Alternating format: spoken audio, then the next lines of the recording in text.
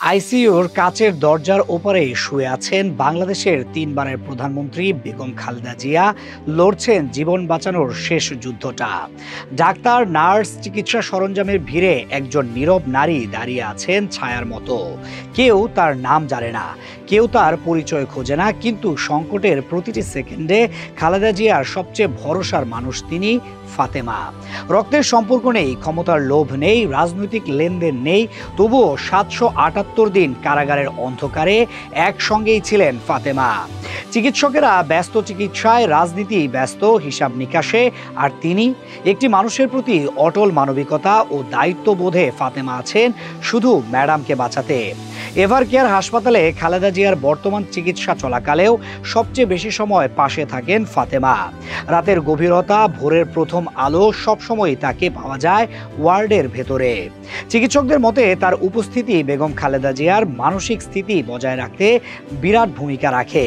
বেগম জিয়ার জীবন সবচেয়ে বিপদের মুখে, আর সেই দুর্যোগের ঠিক পাশে দাঁড়িয়ে আছেন যে নারী কোনো বক্তৃতায় জায়গা পায় না, কোনো রাজনৈতিক মঞ্চে আলো পায় না, তবু নীরবে ইতিহাস লিখে যাচ্ছেন।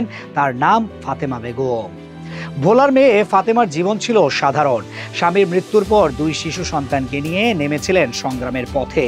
2009 সালে কাজের সন্ধানে ঢাকায় এসে যোগ দেন বিএনপি চেয়ারপারসন বেগম খালেদা জিয়ার বাসভবনে।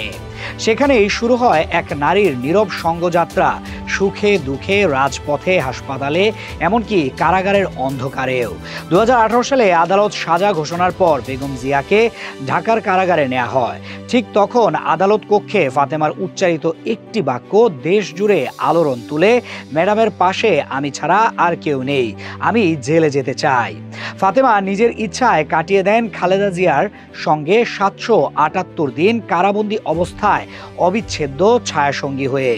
ফাতেমার নাম কোনো রাজনৈতিক ইতিহাসে লেখা নেই, কোনো মঞ্চে প্রশংসা নেই, সংবাদ শিরোনামেও বিরল। তবু তিনি বেগম খালেদা জিয়ার সংকটগুলোতে সবচেয়ে কাছের মানুষ। বিএনপি চেয়ারপারসন বেগম খালেদা জিয়াকে উন্নত চিকিৎসার জন্য লন্ডনে নেওয়া হচ্ছে। চিকিৎসা যাত্রাতেও চিকিৎসক, নিরাপত্তা দলের পাশাপাশি ফাতেমাই সবচেয়ে নির্ভরযোগ্য সঙ্গী হিসেবে আছেন তার সঙ্গে।